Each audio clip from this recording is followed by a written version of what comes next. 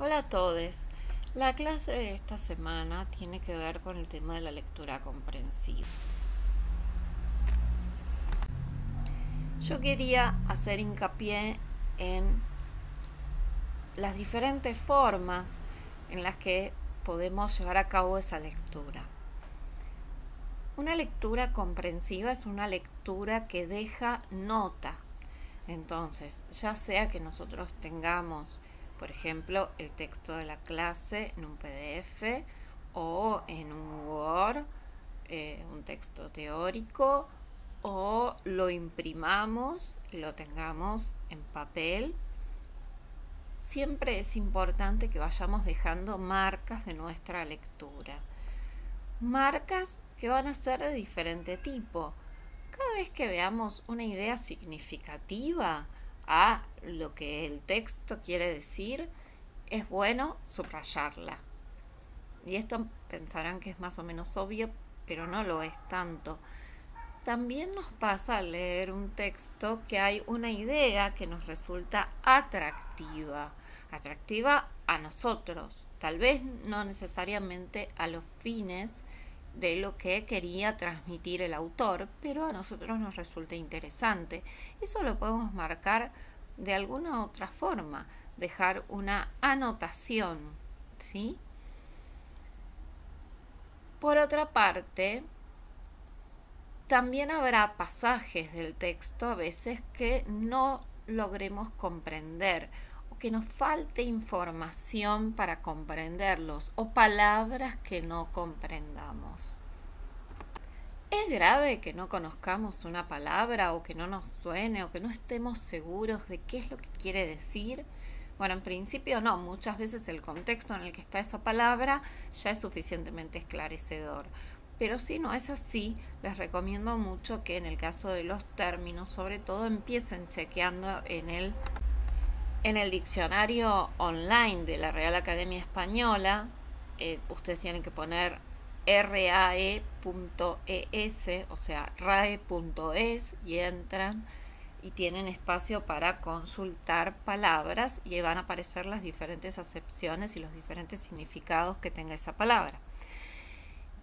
Pero a veces no se trata de la palabra en sí misma, sino de el uso que, por ejemplo, un filósofo hace de una determinada palabra, o un especialista, o un área disciplinar.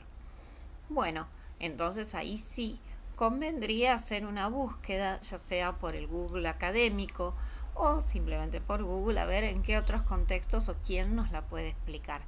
A veces lo que nos falta es una información eh, histórica para comprender o del marco referencial en el cual se emitió o se produjo ese texto.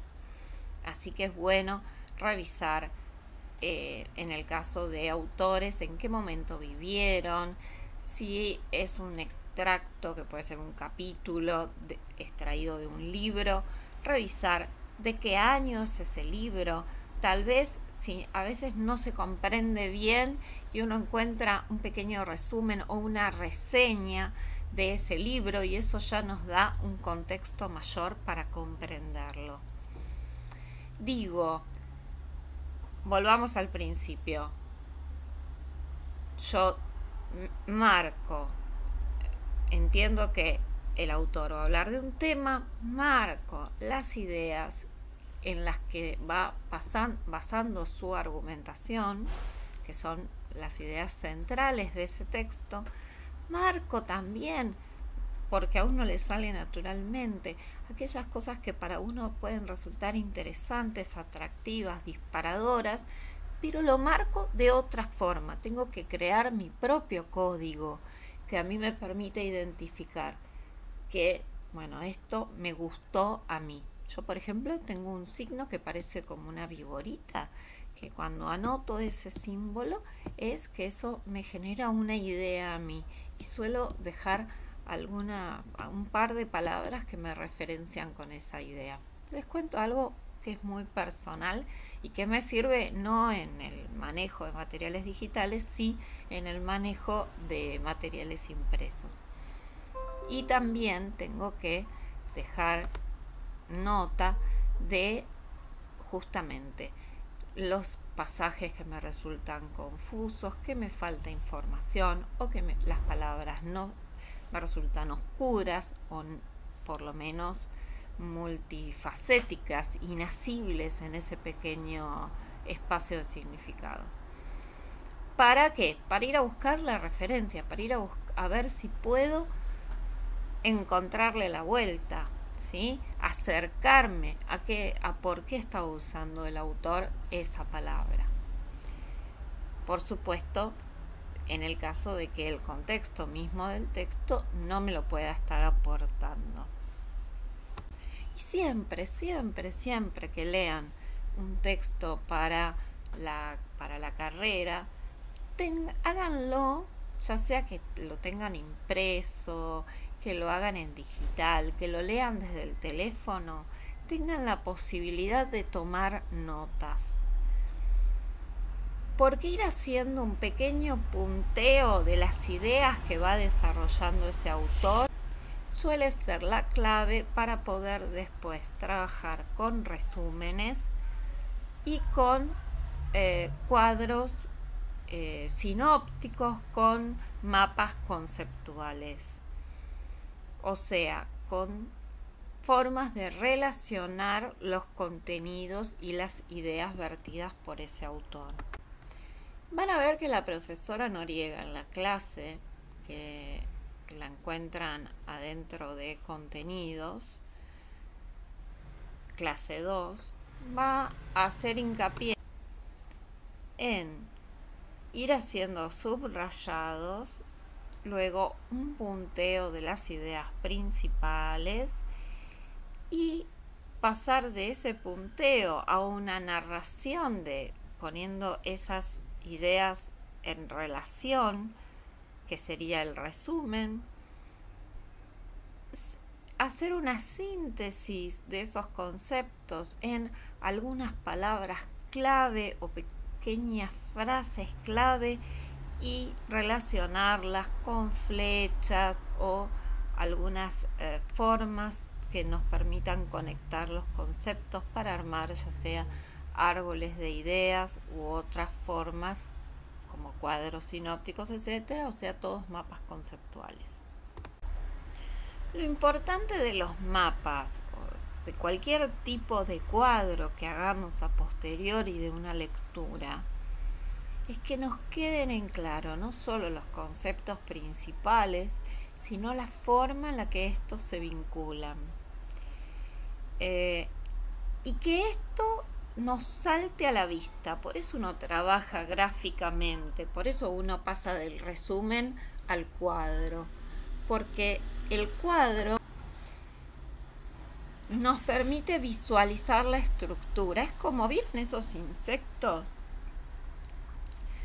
o por ejemplo que se les dice que tienen exoesqueleto, que tienen su estructura semiósea, digamos, por afuera, como por ejemplo, no es un insecto, perdonen mi falta de biología, pero la langosta, que tiene su estructura por afuera. Bueno, entre los insectos digo el alacrán, que de nuevo tiene la estructura por afuera y sus articulaciones, digamos, a la vista. Así debería ser un cuadro, algo que nos permita a golpe de vista ver la estructura conceptual sobre la que trabajó ese autor. Cualquier dibujo nos sirve. Acá no hay una forma de hacerlo. Mientras que estén los vínculos esclarecidos, ese cuadro va a cumplir su función. Con lo cual, una buena lectura, una lectura comprensiva, tiene la posibilidad de, por un lado, reproducir el marco, comprender el texto y poder sintetizarlo, ¿sí? Son digamos, hay un momento exploratorio en el que no solo leo, sino que voy a buscar esos materiales accesorios que me permiten ir comprendiendo lo que me puede haber ido quedando ahí medio deshilachado cuando voy al diccionario, cuando googleo un contexto, cuando busco alguna referencia sobre el autor, y después vuelvo al texto, extraigo sus ideas principales y las organizo de una forma que sea para mí coherente. Bien, eso es la lectura comprensiva, y sobre este punto vamos a hacer un pequeño ejercicio.